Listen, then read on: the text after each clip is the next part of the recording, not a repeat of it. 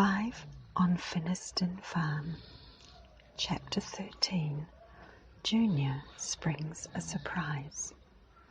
The 6 children felt a sudden upsurge of excitement, and Timmy felt it too and barked loudly.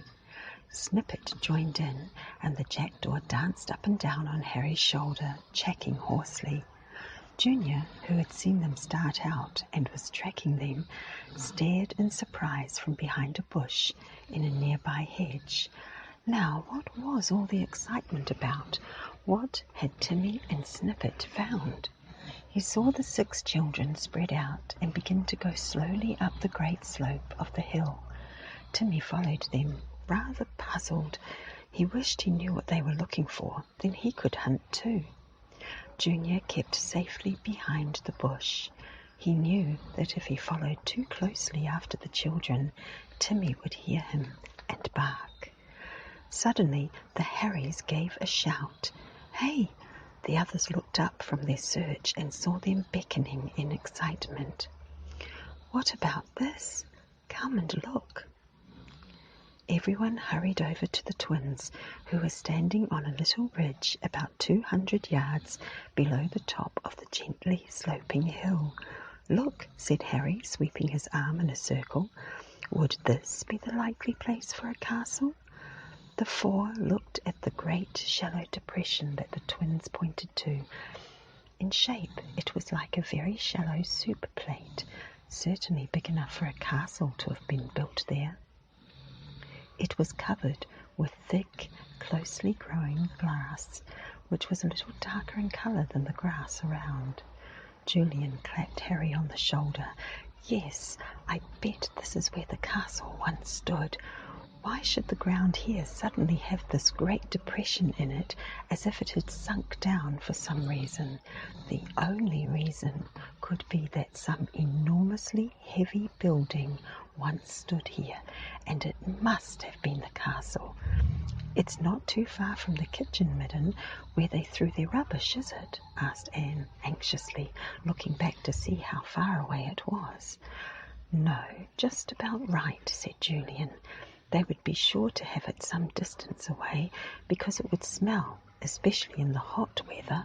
Yes, twins, I think you really have hit on the castle site, and I bet if we had the machinery to excavate here, we'd come across dungeons, cellars, underground passages, and all they contain." The twins went red with excitement and stared solemnly at the great basin-like circle green with grass. "What will our mother say?" they both said together. "Plenty," said Dick. "This might be the saving of your farm. But look, let's not say a word about it yet, in case it gets round to Mr. Henning. Let's get Bill and ask him if he'll lend us spades and things. We'll tell him we found some interesting old shells and bones on the hill, and want to do a little digging. We'll soon know if this really is the site of the castle." "Good idea," said Julian, excited at the thought of being one of the first to dig down into the old dungeons. "Let's pace round this old site and see how big it is."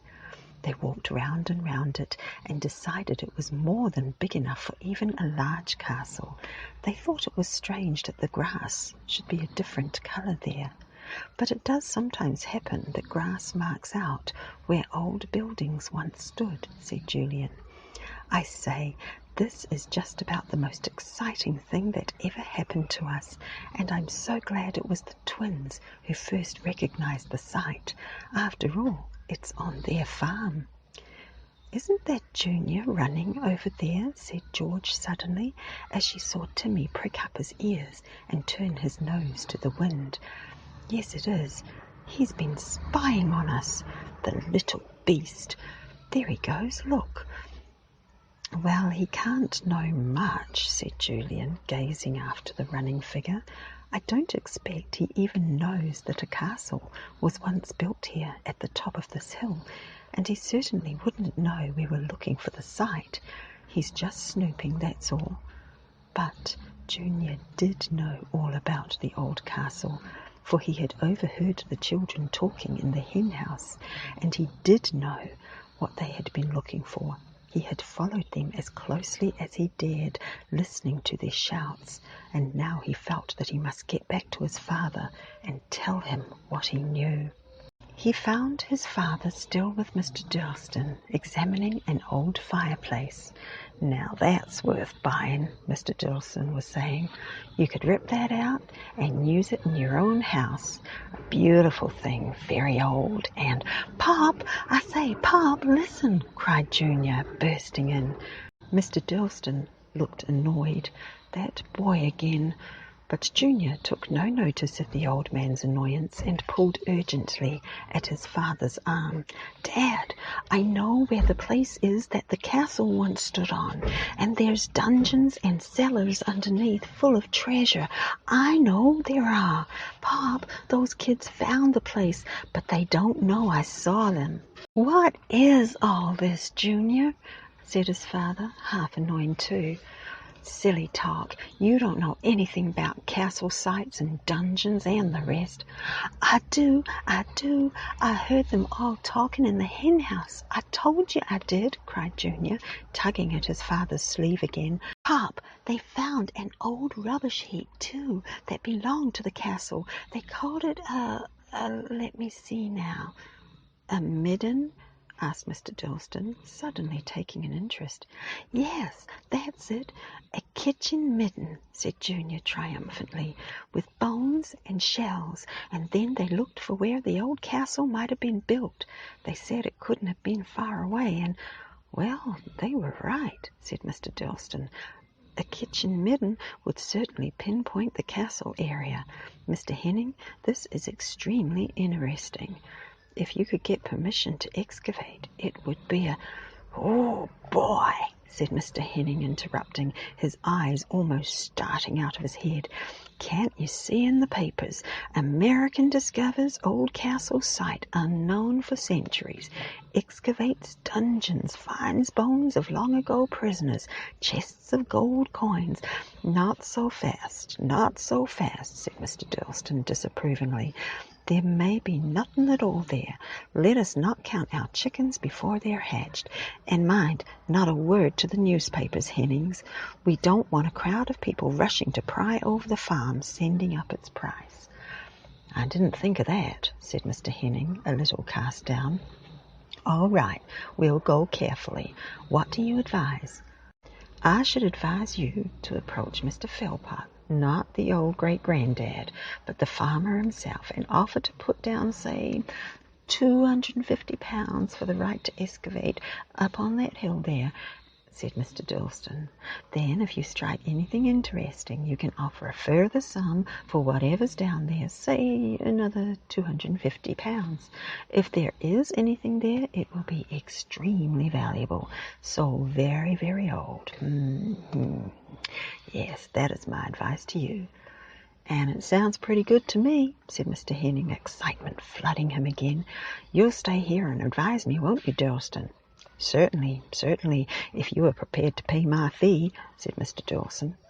"I think it would perhaps be advisable if I approached Mr. Philpot, Mr. Henning, not you. You might, give something away in your excitement. You'll come with me, of course, but let me do the talking." "Right, old man, you do everything," said Mr. Henning, feeling friendly with the whole world. He clapped the listening Junior on the back. "Well done, son. You may have led us into something good. Now don't you breathe a word to anyone, see?" "Oh, shucks," said Junior. "What do you think I am? My mouth's sewn up from now on. Think I'd split, Pop, when there's a chance of getting even with those snooty kids? You go on up that hill when they've gone and have a look yourself. Mr. Durston will know if it's the real thing or not." So when the 6 children and dogs were safely out of sight, gone to help with various jobs of work on the farm, Mr. Henning and Mr. Durston went with Junior to see the kitchen midden and the supposed site of the old castle. Mr. Henning became very excited indeed, and even the wary-looking Mr. Durston brightened up and nodded his head several times. "Looks the real thing," he said. "Yes, we'll get going this evening after that fierce old fellow, the old great-granddad, has gone to bed. He might put a spoke in our wheels. He's as old as the hills, but as cute as a jackdaw." And so that evening, when Great-Grandad was safely in bed, Mr. Henning and Mr. Dawson had a private, very private talk with Mr. and Mrs. Philpot together. The farmer and his wife listened, amazed. When they heard that Mr. Henning proposed to hand them a cheque for £250 merely for the right to do a little digging, Mrs. Philpot almost cried. "And I've advised Mr. Henning that he should offer you further sums if he finds anything he would like to take back to the States with him as mementos of a very pleasant stay here," finished Mr. Dawson. "It sounds too good to be true," said Mrs. Philpot. "We could certainly do with the money, couldn't we, Trevor?" Mr. Henning took out his cheque-book and produced his fountain pen before Mr. Philpot could say anything else. He wrote out the sum of £250 and signed the cheque with a flourish. He then presented it to Mr. Philpot. "And I hope there'll be more cheques to come," he said. "Thank you, sir. I'll get men along tomorrow and start digging." "I'll have a formal agreement drawn up," put in Mr. Dawson, thinking that he saw a rather doubtful look coming over Mr. Philpot's face as he took the cheque. "But you can cash the cheque straight away. Well, we'll leave you to talk this over." When the twins and the four heard of this the next morning, they were astounded. Mrs. Philpot told the twins first, and Harry and Harriet ran at once to find the others. They listened, amazed and angry. "How did they know all that? How did they guess where to find the castle site?" said Dick fiercely. "I bet it's that snoopy little Junior who put them onto this. I bet he spied on us. I thought I saw 2 people on that hill after tea yesterday. It must have been Mr. Henning and that friend of his with Junior. Gosh, I could pull that kid's hair out." "Well, I suppose there's absolutely nothing we can do now," said George angrily. "The next thing we'll see is lorries rolling up with men inside and spades and drills and goodness knows what." She was quite right. That very morning the hill became quite a busy place. 4 men had already been hired by Mr. Henning, and they all went up the hill in their lorry, bumping slowly along past the kitchen midden mound and on up to the shallow basin-like depression near the summit of the hill. Spades, forks and drills rattled in the lorry. Junior was mad with joy and danced about at a safe distance, yelling defiance at the 6 children. "You thought I didn't know anything, didn't you? I heard everything. Serves you right, yeah." "Timmy, chase him," ordered George in a furious voice. "But don't hurt him, mind. Go on." And off went Timmy at a gallop. And if Junior hadn't leapt into the lorry and picked up a spade, Timmy would certainly have rolled him over on the ground. Now, what was to be done? The children almost gave up, but not quite. There might be something they could do. There might. Why was Julian suddenly looking so excited? Chapter 14. Snippet and Nosy are very helpful. "Listen," said Julian, lowering his voice and looking all about to make sure that no one was near. "Do you remember what you told us, George, about a secret passage from the castle to the old chapel?" Yes, I do," said George, and Anne nodded, her eyes bright.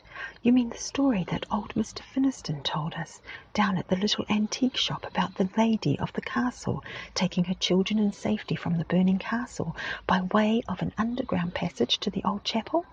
Gosh, I'd forgotten that." "Oh, Julian, yes, George is right," said Anne. "Are you thinking that the passage might still be there, hidden underground?" "What I think is this," said Julian. "If the lady and her children escaped underground, they must first have fled down into the cellars of the castle, and so the passage or tunnel must have started from there. They couldn't have escaped in any other way because the castle itself was surrounded by enemies.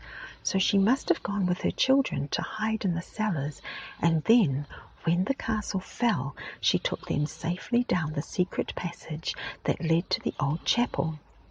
So that means—" That means if we can find the secret passage, we can get into the cellars ourselves, perhaps before the workmen do, cried George, almost shouting with excitement.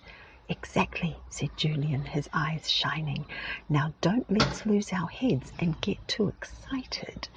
Let's talk about it quietly, and for goodness sake, keep a watch for Junior. Timmy, on guard, said George, and Timmy at once went some paces away and stood up straight, looking now in this direction and now in that. Nobody could come within sight now without Timmy giving a warning bark. The children settled down beside a hedge. What's the plan? Asked Dick. I vote we go to the old chapel, take a line from there to the castle site, and walk slowly up that line, said Julian. We might possibly see something that would guide us as to where the secret passage is. I don't know what. Maybe the grass might be slightly different in colour, a bit darker than the surrounding grass, just as it was on the castle site. Anyway, it's worth trying. If we do see a line of darker grass or something like that, we'll dig down underground ourselves, hoping the secret passage is underneath. Oh, Ju, what a wonderful idea, said Anne. Come on, let's go down to the chapel straight away. So off they all went, Timmy, Snippet, and Nosy the jackdaw too. He loved being with Snippet, though he teased him unmercifully. They arrived quickly at the chapel door and went in. I always feel as if there ought to be an organ playing when I'm inside, said Anne, looking round the stacked sacks of grain. Never mind about organs, said Julian, standing at the open door and pointing up the hill. Now see, there's the place where the old castle stood, where the men are already at work, and if we take a fairly straight line to it, we should be more or less walking over the old passage. I should think the men who made it would drive as straight a tunnel as they could to save themselves work. A winding one would take a long time. I can't see that the grass is any different in colour along the line I'm looking, said Dick, squinting, and everyone agreed, very disappointed. So there's nothing to help us, said George mournfully. All we can do is walk in a straight line up the hill and hope to find something that will tell us if we're over a tunnel. Hollow-sounding footsteps, perhaps. That's very doubtful, I'm afraid, said Julian. Still, I can't see that we can do anything else. Come on, then.